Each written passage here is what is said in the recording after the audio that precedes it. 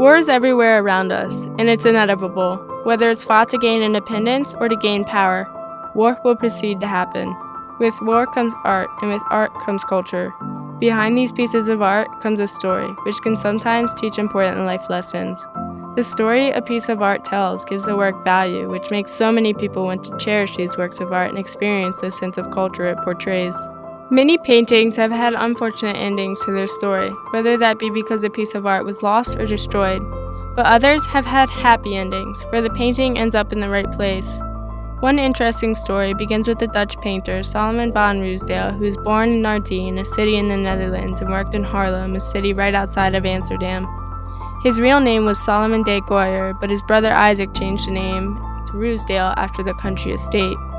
His education is unknown, but we do know that he was influenced by the painter Isis van de Velde. Although he worked in Haarlem, his painting shows views of various cities in the Netherlands, which suggests that he had taken many trips throughout this country. He painted many river landscapes in the 1630s. He used large trees, distant views, and a vast expanse of skies and clouds. One of the river landscapes that Solomon van Ruysdael painted was the river landscape with Ferry. This painting was painted in 1649, right after the 80 Years' War. This painting has a visual force that reflects the sense of pride the Dutch felt at the time of the signing of the Treaty of the Munster. This treaty gave the Dutch full autonomy, and it ended the 80 Years' War between Spain and the Dutch. The war lasted 80 years, and it led to the separation of the northern and southern Netherlands. After the War of Independence from Spanish rule, the Dutch went out in search of visual delights of the country that they could finally claim as their own. They traveled the Rhine River, and some believe that Solomon van Ruysdael traveled this route. Solomon van Ruysdael used many trees to open up space so you can see the ferry boat pass by with wagons traveling on the road behind them. Solomon depicts massive stone castles that is a sign of the roles the Dutch families played in establishing social and political structure of the proud land. In the painting, there are boats sailing on the water, fishermen casting nets, and many passengers in a ferry boat. The painting started off in the hands of Edward Wilbraham, who then died, and his son George Wilbraham inherited the painting. He lived in the Delamere House near Northwich, Cheshire, so this is where the painting hung until 1930. George then sold it to Christie Manson & Woods in London in 1930, which is an auction house for valuable books, decorative objects, and works of art.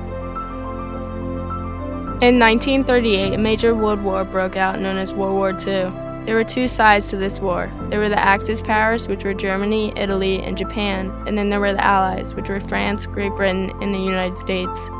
The war lasted until 1945. Many people think about the lives lost when they think about World War II, but there were also many famous artworks lost as well. There was an organization known as the Monuments Men. They went around Europe searching for lost art that was stolen by the Nazis. They recovered many pieces of art, but some art to this day is still lost or damaged. During World War II, the painting River Landscape with Ferry was in the hands of Jacques Goodsticker, who was a Jewish art dealer just like his father and his grandfather before him. No one really knows how Jacques got his hands on this painting. He had viewings in New York, Brussels, and Paris. Jacques Goodsticker was married to Desiree van Abrent-Duras, who was an opera singer, and together they had a son named Ido. He sold paintings to collectors and museums, and his gallery was maintained on Amsterdam's Herengracht. He also sold paintings outside of his castle in Nierenrode. At the start of the war in 1940, Jacques applied for a visa to take his family to the United States, but it expired right before the Netherlands was invaded by the Nazis. He fled his art gallery in Amsterdam and boarded a ship with his family that was traveling to the United States. He left so quickly that he left the keys in his car's ignition. The ship was traveling through the English Channel and was very crowded. They separated the men, and Jack felt claustrophobic, so he decided to go up to the deck of the ship, but unfortunately died when he fell through a hatch. He left behind his paintings that included the painting River Landscape with Ferry.